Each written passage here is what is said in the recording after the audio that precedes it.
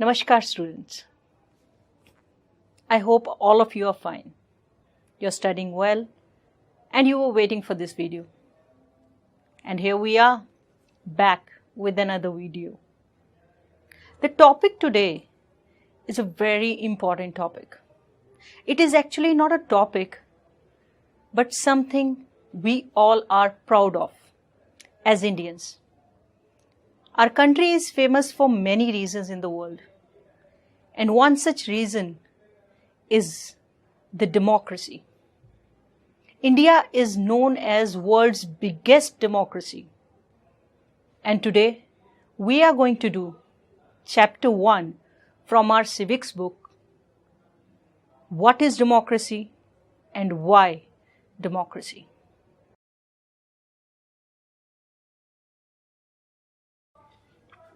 The aim here is to understand clearly the bare minimum features of a democratic form of government.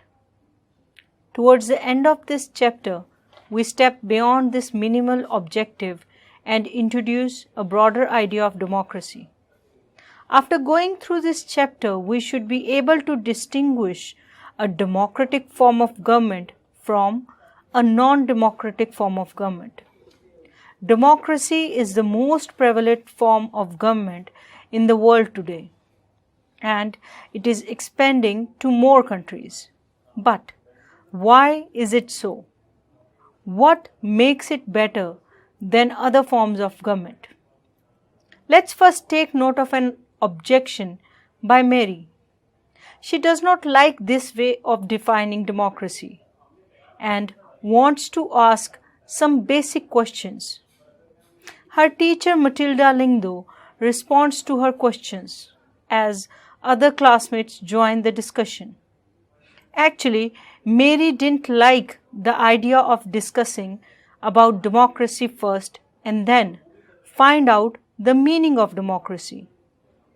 According to her, they should have first learnt the meaning and then they would have discussed its examples.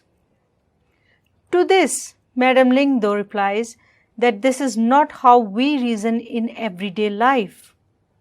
We need a definition only when we come across a difficulty in the use of a word. We need a definition of rain only when we wish to distinguish it from, say, drizzle or a cloudburst. The same is true for democracy, because different kinds of governments call themselves democratic. Are they truly democratic? Let's take up common features of governments: democratic government and non-democratic government.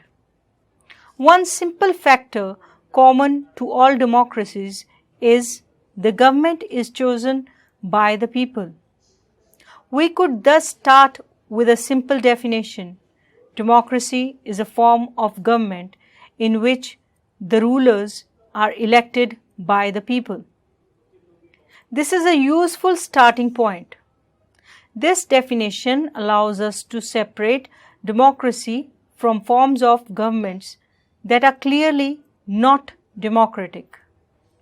The army rulers of Myanmar were not elected by the people. Those who happened to be in control of the army became the rulers of the country. People had no say in this decision. Dictators like Pinochet from Chile are not elected by the people. This also applies to monarchies.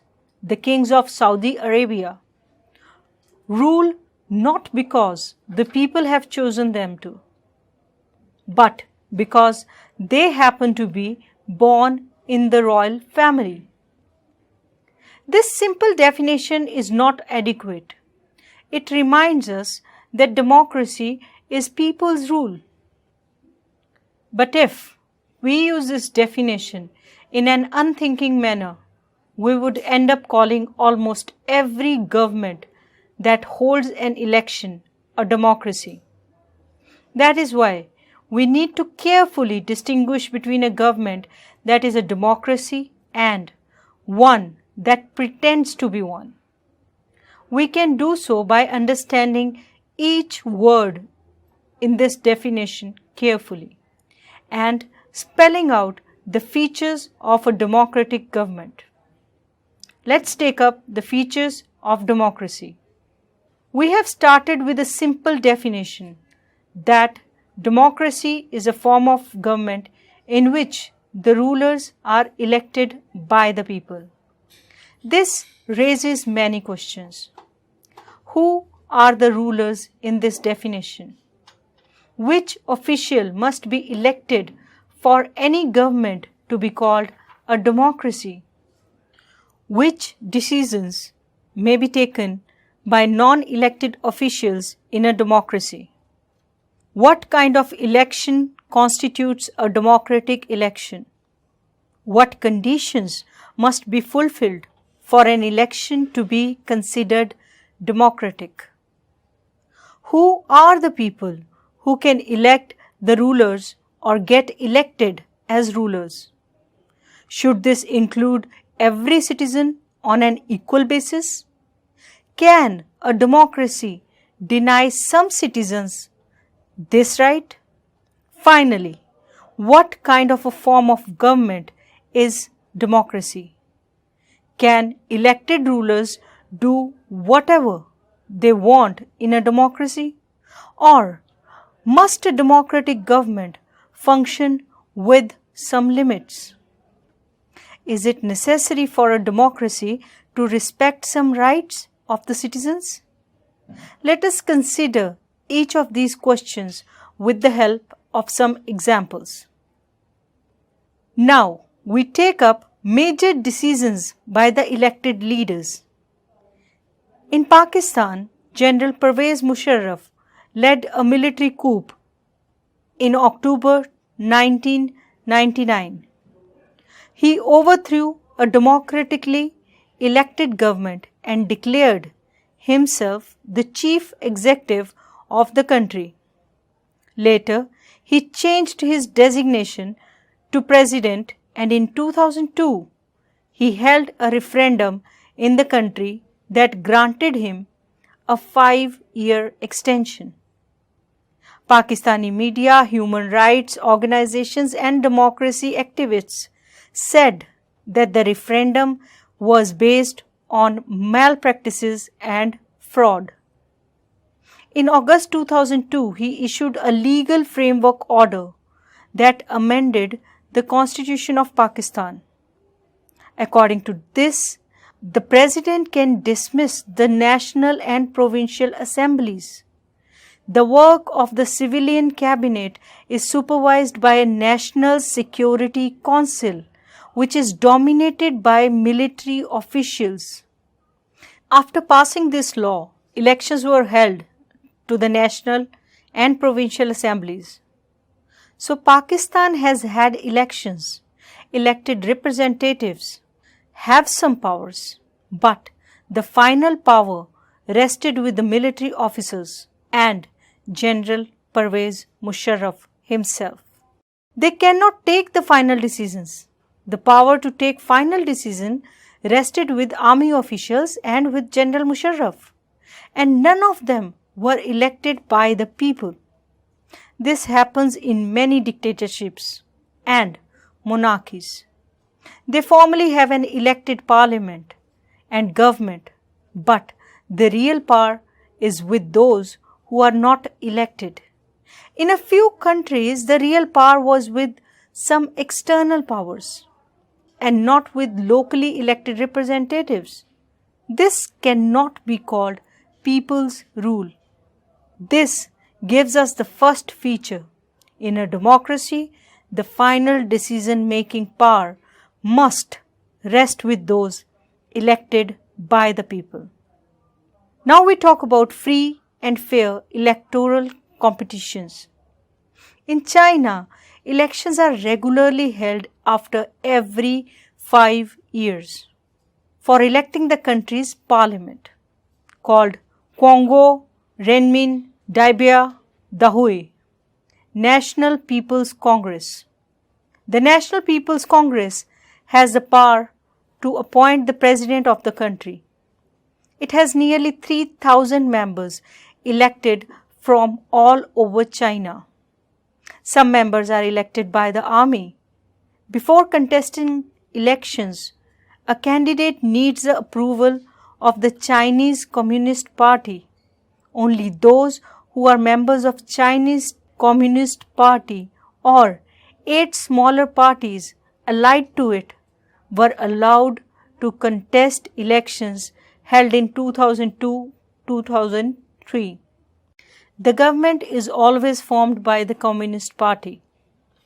Since its independence in 1930, Mexico holds elections after every 6 years to elect its president. The country has never been under a military or dictator's rule, but until 2000, every election was won by a party called PRI, Institutional Revolutionary Party. Opposition parties did contest elections, but never managed to win. The PRI was known to use many dirty tricks to win elections. All those who were employed in government offices had to attend its party meetings. Teachers of government schools used to force parents to vote for PRI. Media largely ignored the activities of opposition political parties except to criticize them.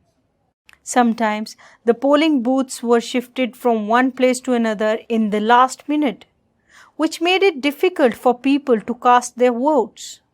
The PRI spent a large sum of money in the campaigns for its candidates. Now, should we consider the elections described above as example of people electing their rulers? Reading these examples, we get a sense that we cannot. There are many problems here. In China, the election do not offer the people any serious choice. They have to choose the ruling party and the candidates approved by it. Can we call this a choice? In Mexican example, people seem to really have a choice, but in practice, they had no choice. There was no way the ruling party could be defeated, even if people were against it. These are not fair elections. We can thus add a second feature to our understanding of democracy. Holding elections of any kind is not sufficient. The election must offer a real choice between political alternatives, and it should be possible for people to use this choice to remove the existing rulers if they wish so. So, democracy must be based on a free and fair elections where those currently in power have a fair chance of losing. Let's move to one person, one vote, one value. Earlier we read about how the struggle for democracy was linked to the demand for universal adult franchise. This principle has now come to be accepted almost all over the world. Yet, there are many instances of denial of equal right to vote. Until 2015 in Saudi Arabia, women did not have right to vote.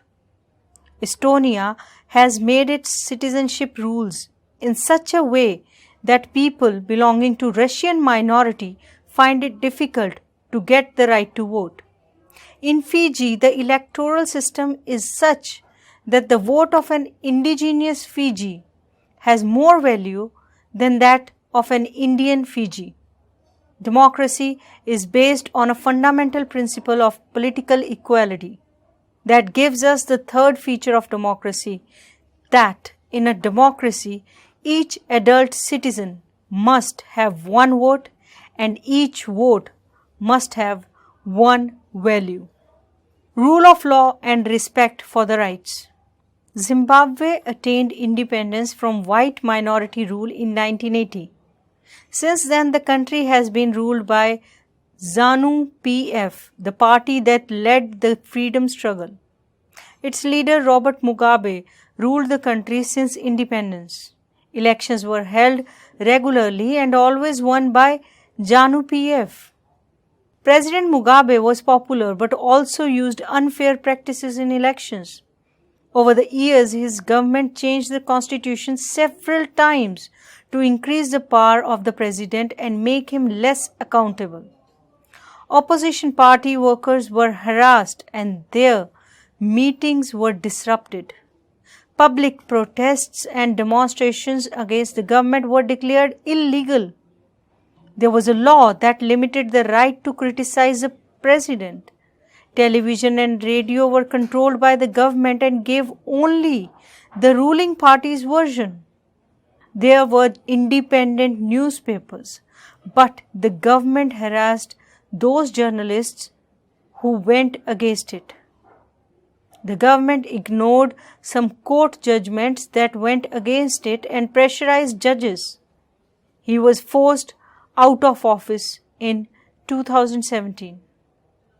The example of Zimbabwe shows that popular approval of ruler is necessary in a democracy, but it is not sufficient. Popular governments can be undemocratic. Popular leaders can be autocratic. If we wish to assess a democracy, it is important to look at the elections, but it is equally important to look before and after the elections. There should be sufficient room for normal political activity, including political opposition, in the period before elections. This requires that the state should respect some basic rights of the citizens. They should be free to think, to have opinions, to express these in public, to form associations, to protest and take other political actions. Everyone should be equal in the eyes of law. These rights must be protected by an independent. Let us sum it up. We started with a simple definition that democracy is a form of government in which the rulers are elected by the people. We found that this definition was not adequate unless we examined some of the key words used in it. Through a series of examples, we worked out 4 features of democracy as a form of government. Accordingly, democracy is a form of government in which rulers elected by people take all major decisions. Elections offer a choice and fair opportunity to the people to change the current rulers. This choice and opportunity is available to all people on an equal basis. And last but not the least, the exercise of this choice leads to a government limited by basic rules of constitution and citizens' rights. Let's hear some arguments for the democracy. China's famine of 1958 to 1961 was the worst recorded famine in the world history. Nearly 3 crore people died in that famine. During those days, India's economic conditions was not much better than China. Yet India did not have a famine of that kind that China had. Economists think that this was a result of different government policies in the two countries. The existence of democracy in India made the Indian government respond to food scarcity in a way that the Chinese government did not. They point out that no large-scale famine has ever taken place in an independent and democratic country. If China too had multi-party system, an opposition party and a press free to criticize the government, then so many people may not have died in that famine. This example brings out one of the reasons why democracy is considered the best form of government. Democracy is better than any other form of government in responding to the needs of people. A non-democratic government may and it can respond to the people's needs, but it all depends on the wishes of the people who rule. If the rulers don't want to, they don't have to act according to the wishes of people. Hence, a democratic government is a better government. Because it is a more accountable form of government. Democracy should lead to better decisions than any non-democratic government. Democracy is based on consultation and discussion. A democratic decision always involves many people, discussions, and meetings. Democracy improves the quality of decision making. Democracy provides a method to deal with differences and conflicts. Democracy respects its citizens. In democracy, no one is a permanent winner. No one is a permanent loser. Everybody gets a chance to correct their mistake. So, in this chapter, we have considered the meaning of democracy in a limited and descriptive sense. We have understood democracy as a form of government. This way of defining democracy helps us to identify a clear set of minimal features that a democracy must have.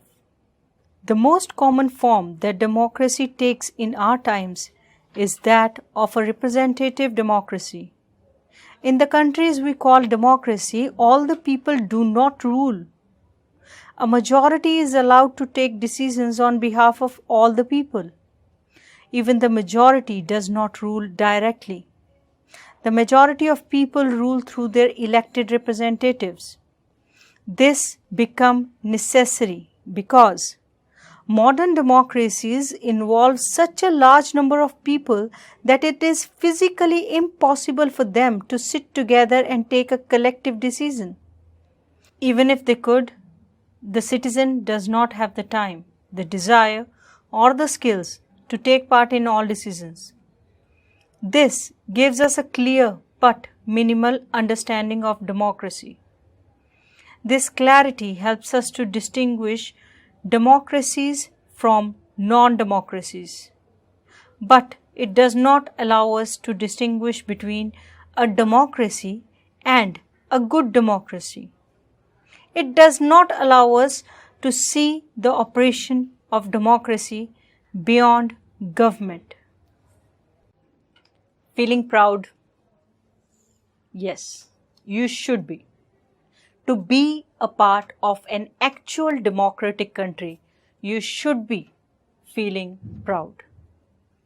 You can compare the entire scenario.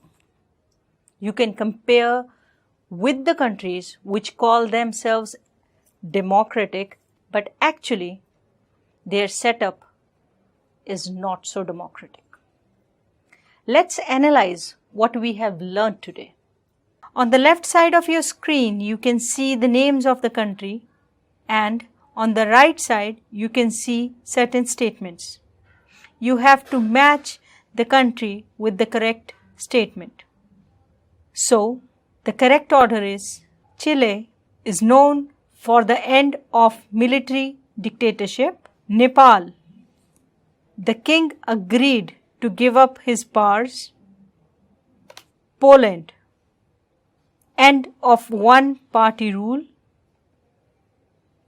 Ghana, freedom from British colonial rule. Okay, now I'll ask a question. The answer has 4 statements. You have to pick the correct statement.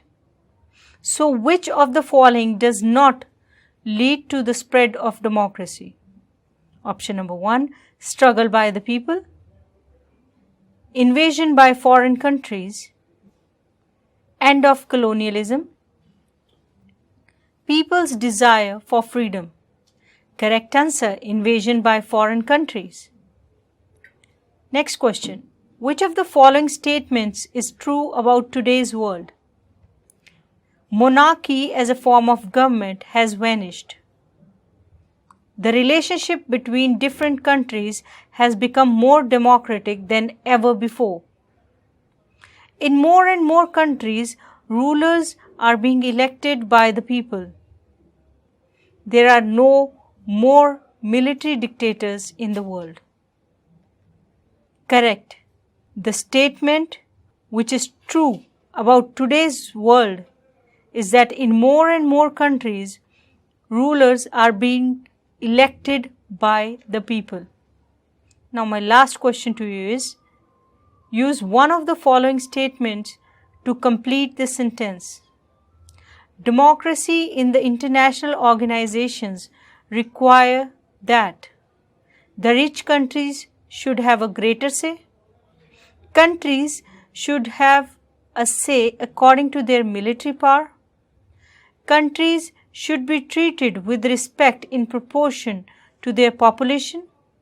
Last option, all countries in the world should be treated equally. Very right. All countries in the world should be treated equally. With this, we come to an end of this video. We'll be back with another video. Till then, stay safe, stay healthy, and keep reading. Namaskar.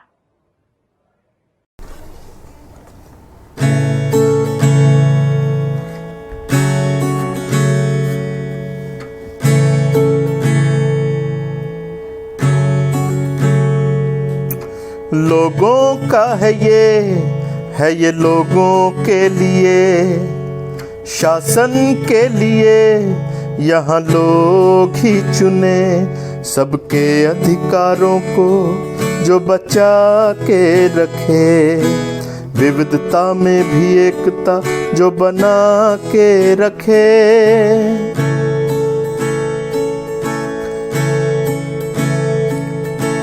अपने दिल की बात जहाँ खुलकर हम कहें, सबके सम्मान में यह डट के जो खड़े, तीनों इसके अंग जब मिलकर ये चलें, असल मायने में यह स्वतंत्र तब बने। सबकी खुशियों का इकलौता है जो मंत्र, सबकी खुशियों का इकलौता है जो मंत्र। हमारे देश की आत्मा है हमारा लोकतंत्र, हमारे देश की आत्मा है हमारा लोकतंत्र।